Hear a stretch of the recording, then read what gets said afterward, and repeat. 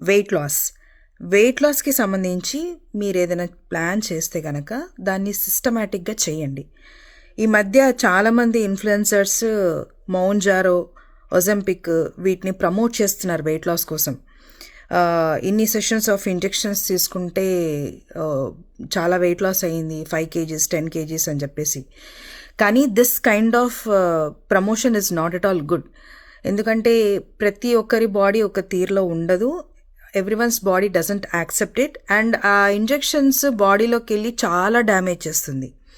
So this kind of misinformation మీరు దయచేసి తీసుకోవద్దు. ఎందుకంటే నేను మోంజారో ఇంజెక్షన్ తీసుకున్న దాన్ని, నేను కూడా వెయిట్ లాస్ కోసం మోంజారో ఇంజెక్షన్ తీసుకున్నాను. బట్ నాకు చాలా సైడ్ ఎఫెక్ట్స్ వచ్చాయి.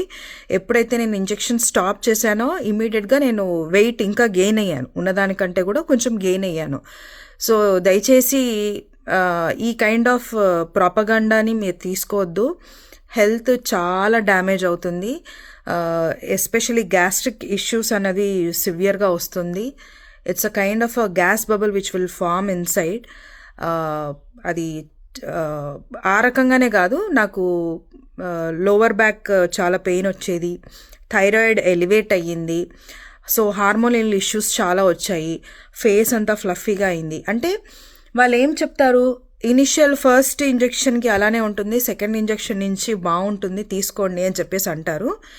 కానీ అది ఏదైనా కానీ బాడీలోకి ఇండ్యూస్ అయిన తర్వాత అయితే మీరు ఏం చేయలేరు కదా. ఆ సైడ్ ఎఫెక్ట్స్ ఎందుకు పడేది? న్యాచురల్గానే తగ్గే ప్రయత్నం చేయండి, ఎక్సర్సైజ్ చేయండి, మంచి డైట్ తీసుకోండి.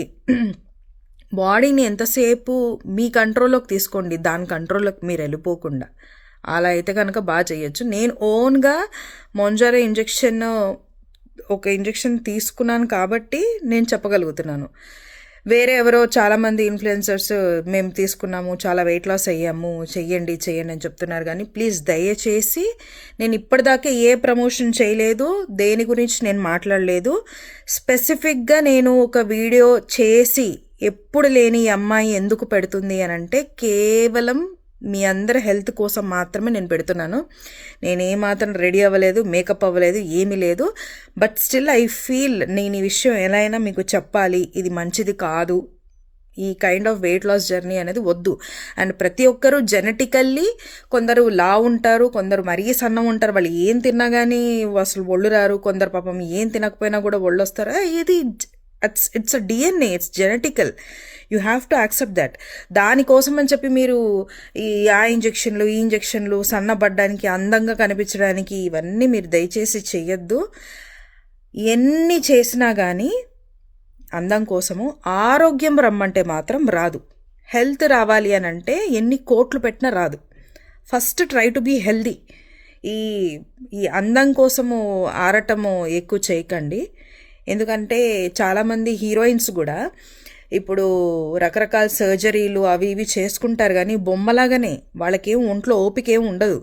కరెక్ట్గా ఎవరైనా కొట్టారంటే పడిపోతారు.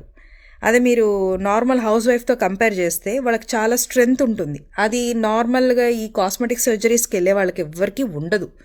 సో ఆల్ ద టైమ్ ఈ కైండ్ ఆఫ్ ప్లాస్టిక్ సర్జరీస్, ఈ ఇంజెక్షన్స్ ఇవి ఏవి కూడా మంచివి కాదు. హెల్తీగా ఉండండి, చక్కగా ఉండండి. ఓకేనా?